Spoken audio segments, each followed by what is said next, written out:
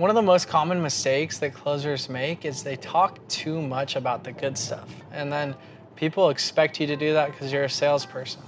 So say for example, if I wanted to tell somebody that we had amazing reviews, there's two different ways to say it. I could say, we're the 5-star rated company, the only 5-star rated company in Chico, California. Take a look at our reviews, we're so awesome. And what do people do? They tune out. Or if I wanted somebody to listen, what I would say is,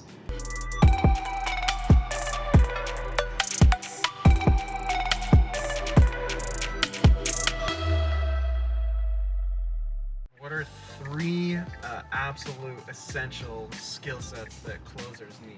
the 3 skill sets that closers need are the ability to set the table. So when you sit down at the table, you say, hey, we preface this with basically all the information we're gonna go through today. The goal at the end is to, get you to submit an application to the utility so we can move forward with your project.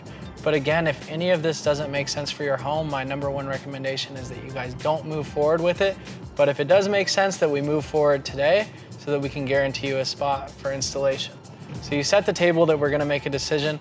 The second thing is you have to build pane, right? And building pane should be one of the longer sections in what you're doing, because if it isn't broke, people don't wanna fix it. Third thing you should be able to do is always ask for the close. Your first close should always be the assumptive close. And then after that, if you have to overcome some objections and use some other closes, then you go from there. So to wrap it up, 3 things: set the table, build pane, and always ask for the close no matter how well or terribly the close went.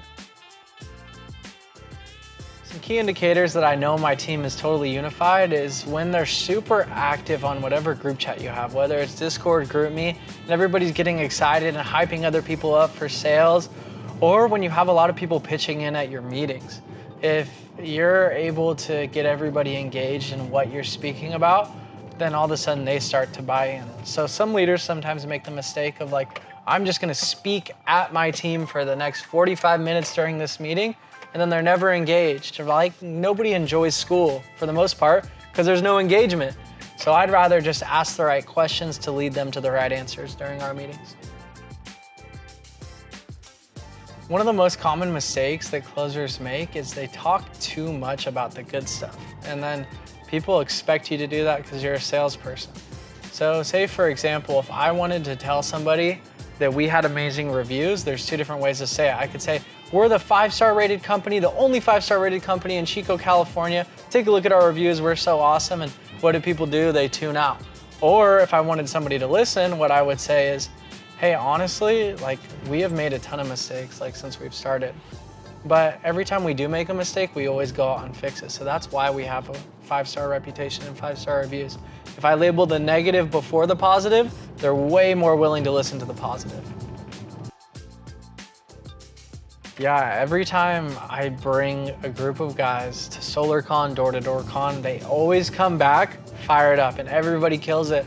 There's a lot of people that are leaders today simply because they went to one of these events. Because in door-to-door, a lot of the times we do a crazy job and we think there's no way anybody else is doing what I'm doing. But you feel a sense of community when you start working, with people or talking with people that are in the same industry as you.